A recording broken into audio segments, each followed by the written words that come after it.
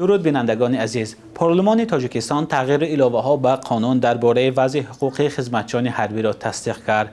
بر اساس تغییرات‌های نو من بعد در تمام قسم‌های حربی و به خصوص در جای‌های بود و باشی سربازان کامراهای نظارتی نصب کرده می‌شود.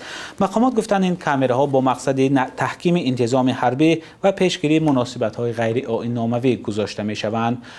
برای صحبت بیشتر در این باره مهمان ما هستند خورشید قربانشایف، حقوقشناس تشکیلات جمعیتی دفتر آزادی‌های شهروندی که سالها به حفظ حقوق سربازان مشغولند. خورشید قربانشایف، تشکر که وقت خود را برای ما جدا کرده. نخست می‌خواستم بپرسم که آیا گذاشتن کامراها این طلب حامیان حقوق بود؟ در دوام 8 سالی که همین تشکیلات جمعیتی ما فعالیت می‌کند، ما هر سال چون که شما آگاه هستید با نمایندگان وزارت مدافعه، با نمایندگان امبودسمن ما هر سال روی نقشه ترتیب داده شده مانیتورینگ قسم‌های حربی را می‌گذرانیم وابسته به رعایت کردن حقوق انسان در قسم‌های حربی. راستی گپ در همین چند سال که من خودم شخصا در همین مانیتورینگ‌ها اشتراک می‌کنم، در همه جا الکی همین کامراهای نظارتی ثبت شدگی‌اند و در جایی که ممکن اگر بعضی جای‌هایی که ای نظر دور مونده باشد و در آن قسمتی همون قسم‌های حربی نصب نشده باشد، ما حتما همین تکلیف می‌کردیم، پیشنهاد می‌کردیم که البته همین قسمت‌ها را هم فرا گرفته شود که ممکن که در بعضی حالت‌ها همین جای‌های می‌توانند که سبب سر زدن بدرفتاری مابین عسکران شود یا مابین افسران نسبت سربازان.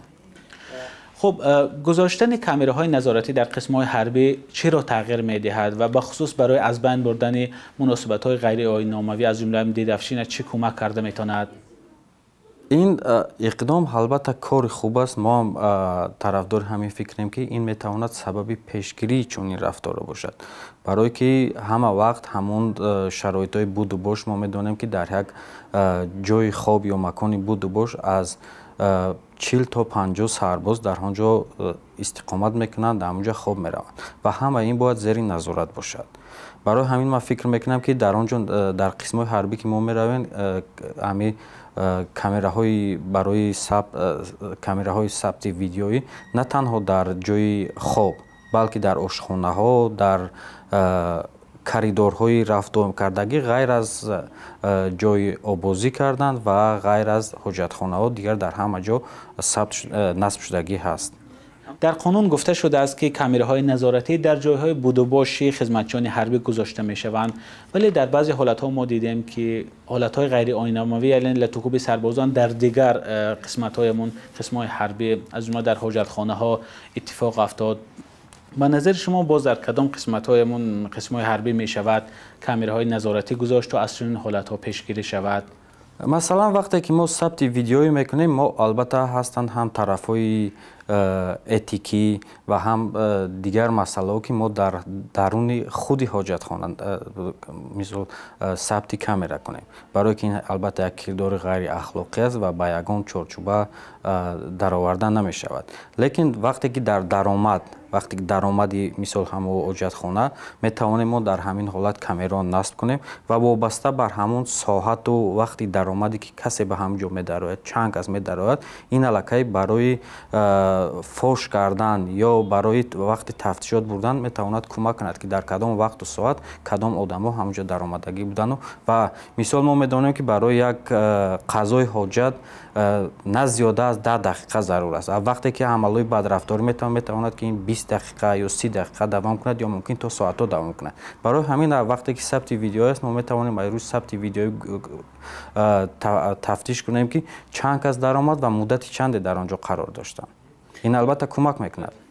چگونه میتوان با نصب این کامراهای نظارتی به بهترین شیوه استفاده برد تا حالت‌های لطوکوب سربازان از بین برده شود؟